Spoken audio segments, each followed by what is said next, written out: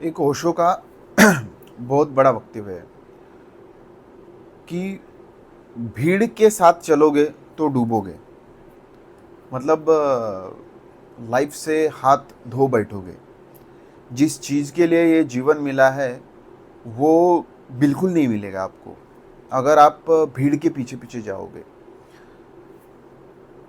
क्योंकि क्या होता है ना कि हम जो भी करते हैं वो एक तो हमारी आत्मा के केंद्र से आ सकता है, या फिर जो भीड़ है उनसे दी गई जो कंडीशनिंग है, जो मतलब जो दिखता है कि भाई सब लोग ये कर रहे हैं तो चलो ठीक है वही सही होगा। क्योंकि अपने अंदर वो जो आत्मज्ञान होता है वो नहीं होता, और क्लैरिटी नहीं रहती कि भाई इस लाइफ के साथ करना क्या है। तो फिर भाई करना क्या है कुछ पता नहीं है। मतलब मान लो कि कोई अगर मतलब उसको सभी फैसिलिटीज़ दी जाए कि जो बेसिक नीड्स रहती इंसान की वो उसको दी जाए कि भाई ले ये तेरा कमरा है और इसमें एसी है, टीवी है, इंटरनेट है, जो भी खाने पीने की सब सब चीज़ें हैं और सभी चीज़ों का तुझे एक्सेस है। तो तुझे जो मतलब इस कमरे में रहना है और जो भी तुझे लगता है वो तू कर फिर इस कमरे में बैठ के। तो कुछ देर के बाद मतलब वो ऑटोमेटिकली बोर हो जाएगा। मतलब उसको पता नहीं चलेगा कि भाई मैं करूँ क्या, इस कमरे में अकेला बैठ के क्या करूँ। मतलब टीवी देखेगा, इंटरनेट कुछ देर तक देखेगा लेकिन फिर बोर हो जाएगा। वो बोलेगा कि यार समझ में नहीं आ रहा, क्योंकि वही जो बोर्डम होता है वही सबको खाता है। कि भाई किसी किसी की फाइनेंशियल कंडीशन बहुत अच्छी होती है, किसी लड़के की, तो वो भी मतलब दिन भर क्या करूँ के नाम से फिर बोर हो जाता है। तो वो बोर्डम फिर क्या है, फिर हम ढूंढने लगते कि भाई फिर करूँ क्या। तो फिर हम लोग देखते हैं कि भाई चलो कुछ ना कुछ तो करना है। तो भाई कि चलो अभी भीड़ के पीछे वो ऑटोमेटिक खींचा चला जाता है कि भीड़ क्या कर रही है। अभी भीड़ मतलब इंजीनियरिंग की तरफ जा रही है तो इंजीनियरिंग करो। भीड़ किसी पर्टिकुलर बिजनेस की तरफ जा रही है तो वो बिजनेस करो। भीड़ कुछ खरीदी कर रही है तो वो चीज़ें खरीद लो। भीड़ अगर कहाँ पे कहीं पे जा रही है तो वहाँ पे चले जाओ। मतलब भीड़ के पीछे पीछे अपन चलते हैं, क्योंकि अपने मन में तो क्लैरिटी नहीं रहती कि भाई क्या करना है जीवन के साथ, लाइफ के साथ क्या करना है, मुझे कहाँ जाना है, मुझे क्या हासिल करना है। बस भीड़ के साथ अपन अ, चलती जाती है। जब जैसे जैसे भीड़ अपने को लेके जाती वैसे वैसे भीड़ के पीछे अपन चले जाते हैं। क्योंकि वो अंदर क्लैरिटी नहीं रहती इसलिए अपन भीड़ के पीछे चले जाते, खींचे चले जाते ऑटोमेटिक। अगर अपने अंदर क्लैरिटी है तो भीड़ कहीं पे भी जाओ, तो भीड़ भाड़ में जाओ। अपने मन में अपने अंदर अगर एक क्लैरिटी है तो हम उस हिसाब से फिर जीना चालू करेंगे, उस हिसाब से हम जिएंगे।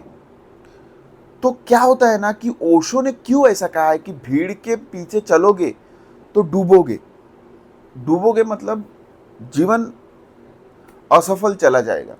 फिर एक आधे आईसीयू रूम में 60 70 80 की उम्र में ऐसे पड़े रहोगे और फिर सोचोगे कि अरे यार क्या किया लाइफ में। और फिर आपके बच्चे, आपके लड़के लड़कियां को फिर मतलब आपके सामने वो बातें करेंगे कि नहीं मुझे वो चाहिए, मुझे वो वाला हिस्सा चाहिए, मुझे वो वाला घर चाहिए, मुझे वो वाला ज़मीन चाहिए। तो आपको लगेगा कि साला मैंने क्या किया ज़िंदगी भर। जो पाना था, जो हासिल करना था वो तो हासिल नहीं किया। कूड़ा कंकड़ हासिल करते रहा और बस जमा करते रहा, तो कुछ मिला नहीं। क्योंकि अपने अंदर जो ईमानदारी रहती, उस ईमानदारी को तो वो पता ही चलता कि भाई लाइफ तो वेस्ट गई है, कुछ भी बोलो, लाइफ वेस्ट गई है। तो उसी बात को लेके ओशो ने कहा है कि भाई भीड़ के साथ मत चलो, भीड़ के साथ जाओगे तो डूब जाओगे, भीड़ के साथ चलोगे तो बेहोशी में चलोगे, बेहोश होके। आपको फिर किसी होश की जरूरत नहीं है। भीड़ जहाँ जहाँ जा रही बस वैसा वैसा करते जाओ। आपके आसपास के 100 150 200 300 लोग जो कर रहे हैं, बस उसका ही एक permutation combination on an average करके वो करना चालू कर दो।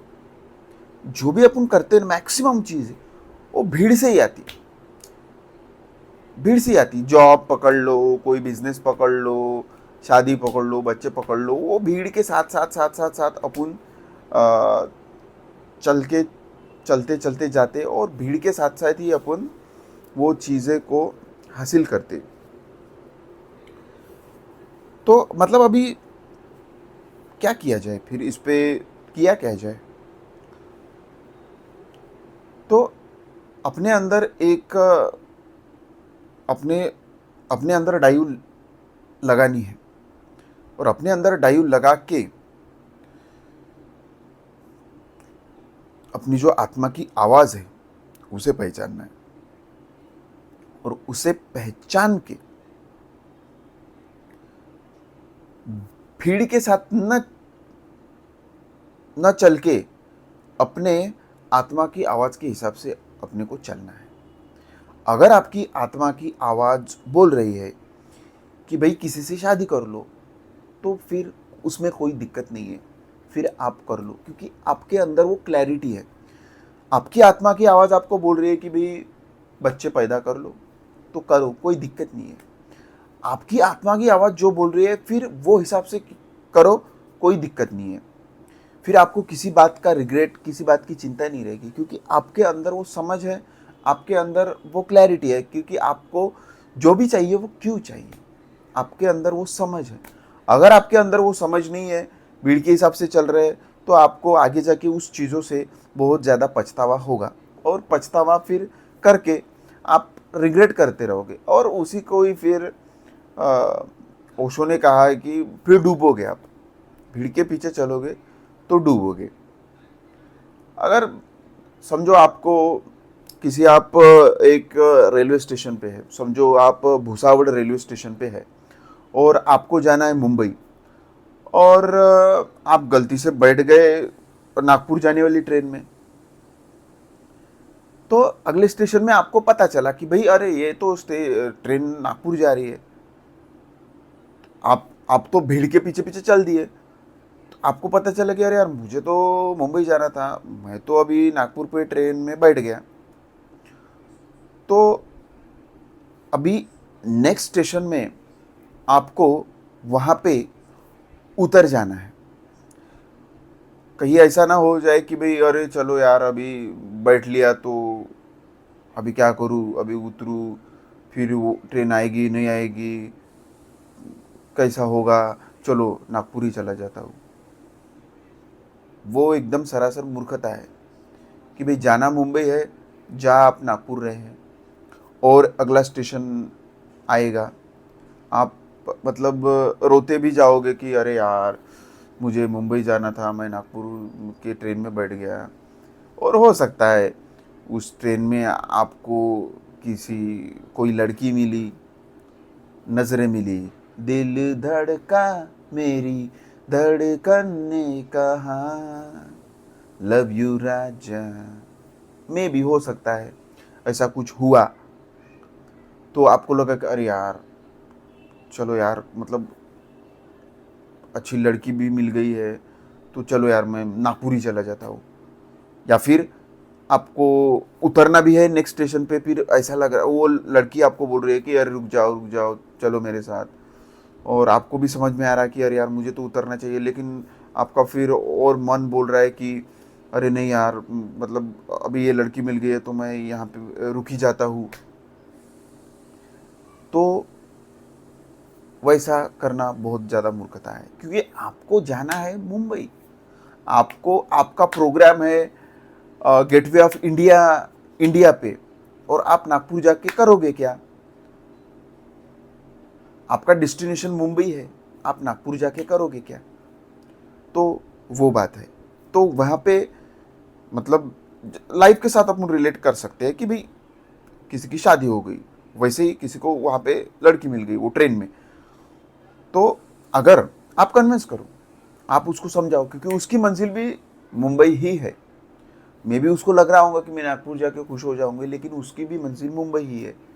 तो आपको उसको कन्विंस करना है, उसको समझाना है, पूरा दिमाग लगा के उसको समझाना है कि भाई नहीं, मुंबई ही अपना डेस्टिनेशन है, तुम्हारा भी डेस्टिनेशन है और अपने को मुंबई ही जाना है।